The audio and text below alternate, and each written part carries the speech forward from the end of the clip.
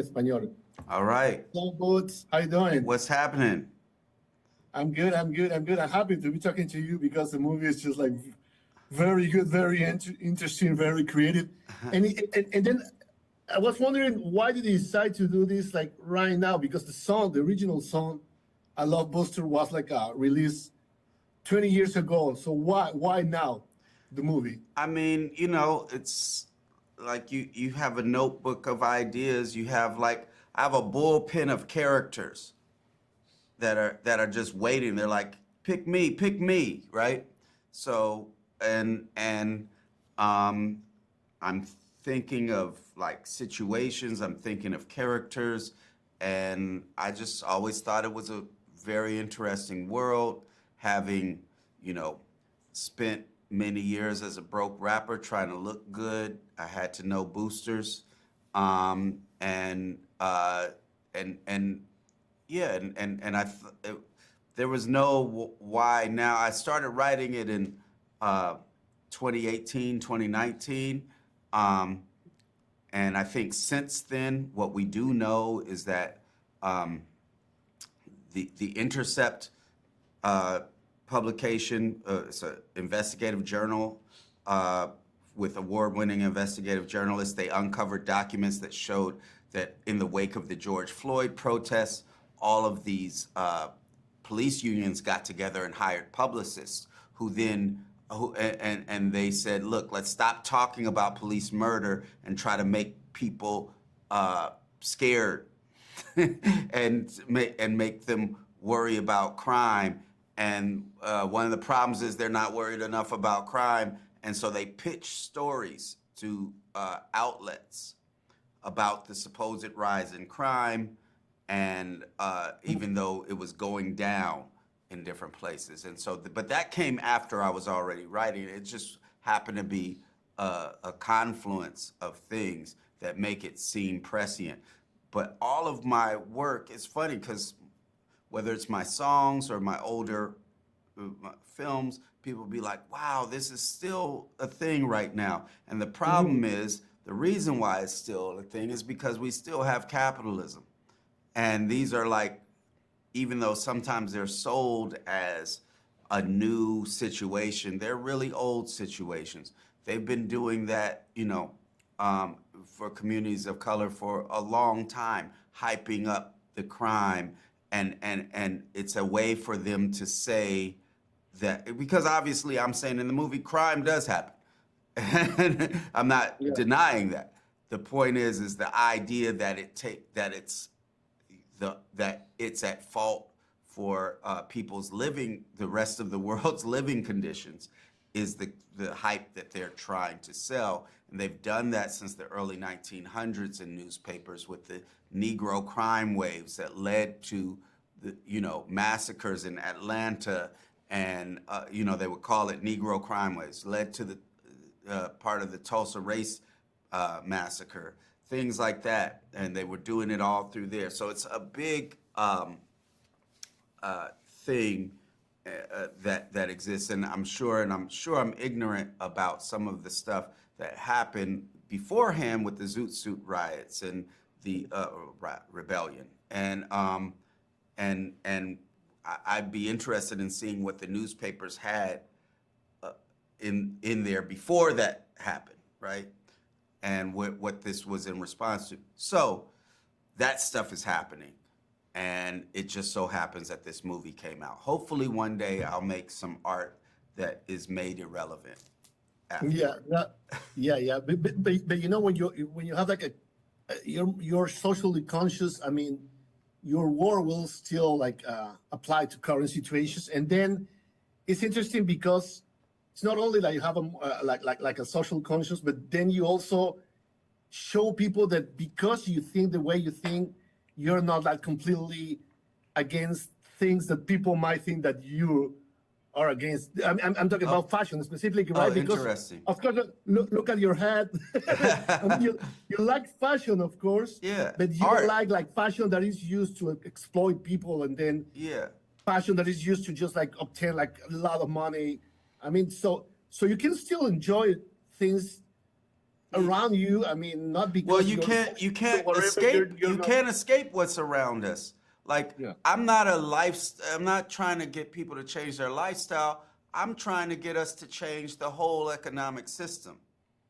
Because if you don't do that, like I'm not, it's not like let's find the nicer capitalist.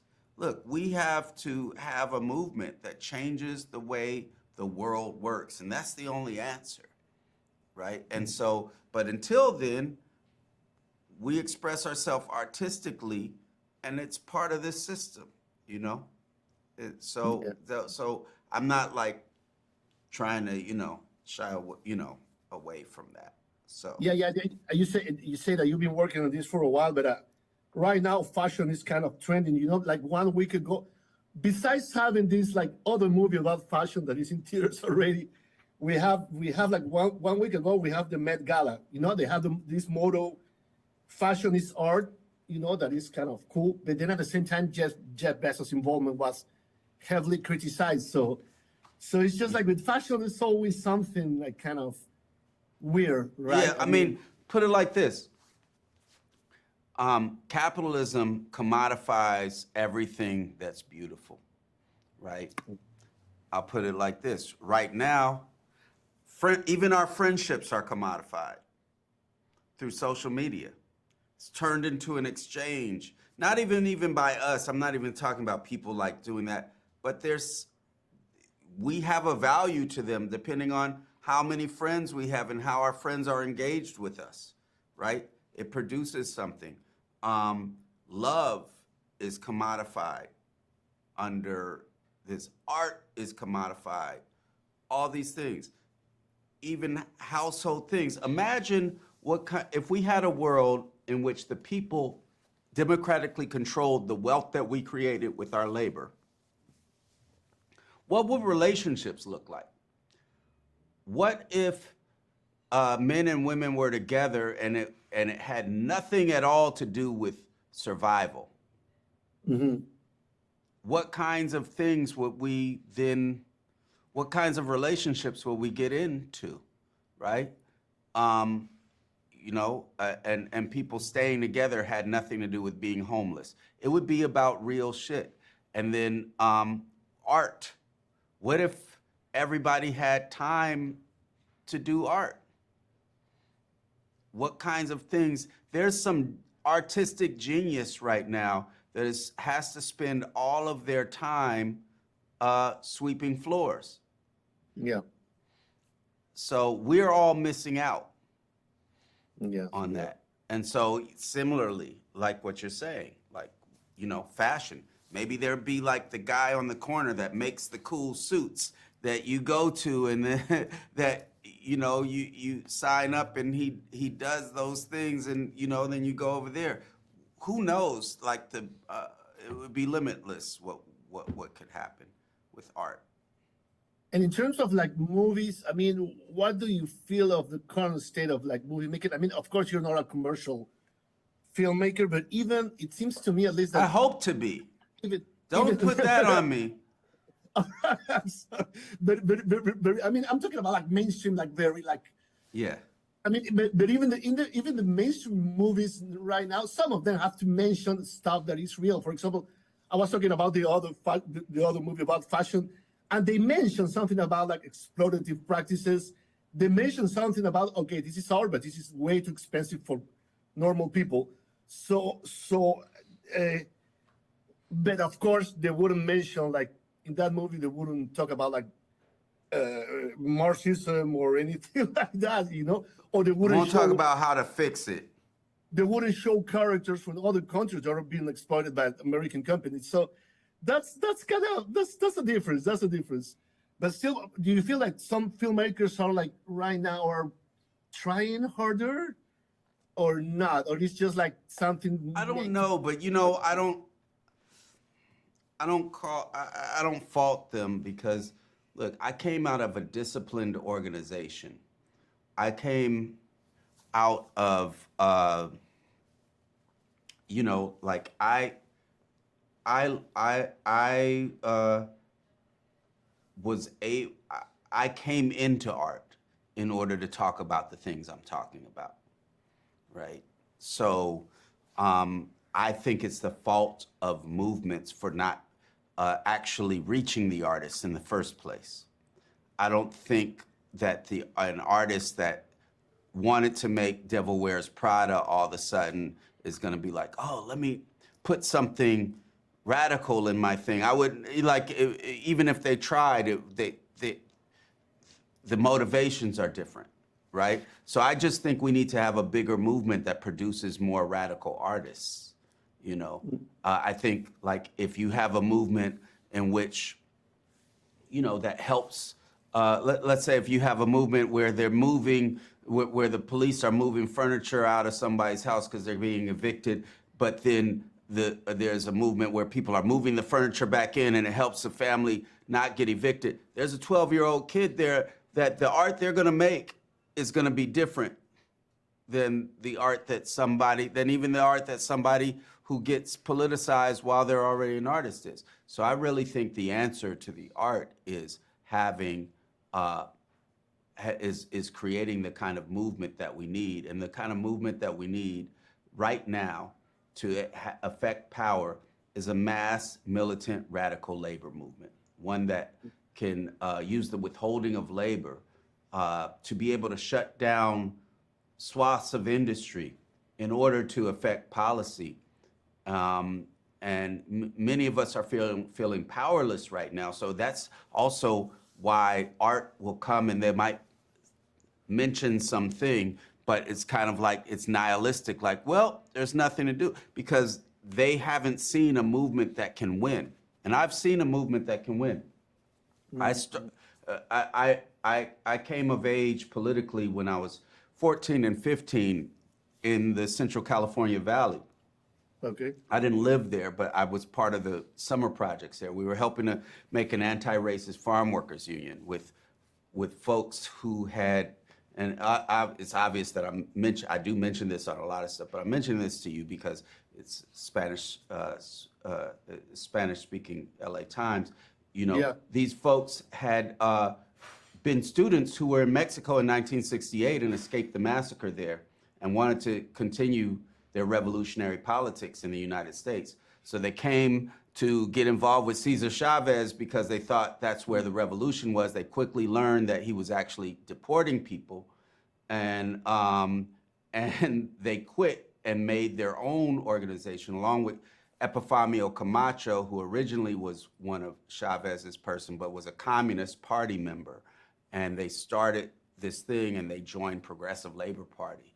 And they had this movement that by the time I got there in the 80s, they were talking about how they could have strikes and work stoppages that weren't only there, but it was about spreading them across the country and having the working class be able to have a powerful movement that could turn revolutionary.